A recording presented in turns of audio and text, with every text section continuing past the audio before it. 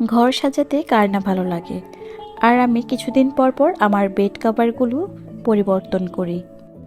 এতে দেখতে যেমন ভালো লাগে আর মনের মধ্যে একটা শান্তি কাজ করে। এই বেড কভারটা আমার অনেক পছন্দের, আর এটার সাথে ম্যাচিং করে আমি আমার রুমের পর্দাও নিয়েছি। আর একটু গাঢ় হলুদের মধ্যে বেশ ভালো লাগছিল। অনেক দিন নিবো নিবো করে নিয়েই ফেললাম। আমার ঘরটাতে বেশ আলো বাতাস হওয়ার কারণে আমার বেশ ভালো লাগে।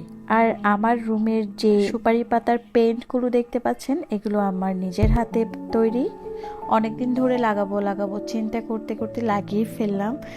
আর সেই সাথে আমার রুমের বেড কভারের সাথেও ম্যাচিং হয়ে গেছে। আর এত সুন্দর বেতের ট্রেটা আমি নিয়েছিলাম আড়ং থেকে।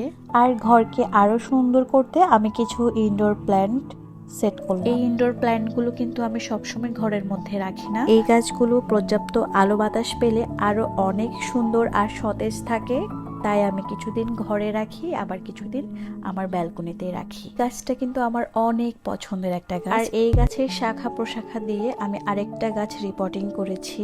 আলহামদুলিল্লাহ, এটাও বেশ বড় হয়েছে। খাটের সাইড বক্সের জন্য একটা সুন্দর কভার নিয়েছি। এটা আগ্রাবাদ ব্যাকক মার্কেটের নিচে থেকে নিয়েছি। শনিবারে কিছু কাপড় উঠে পাটের এই ম্যাটটা আমি নিজে বানিয়েছি। আর এটার ভিডিও কিন্তু দেওয়াই আছে, যদি কারো প্রয়োজন হয় কমেন্ট করে জানাতে পারেন। এই ছোট্ট ল্যাম্পটা আমি ইরানিয়ান পেজ থেকে নিয়েছি, খুবই সুন্দর। রাতের বেলা এই লাইটটা অনেক সুন্দর লাগে। তো আমার হোম ডেকোর ভিডিও কেমন লেগেছে অবশ্যই জানাবেন। আর আপুরা কোন কোন জায়গা থেকে দেখছেন আমাকে কমেন্ট বক্সে জানাবেন। আল্লাহ হাফেজ।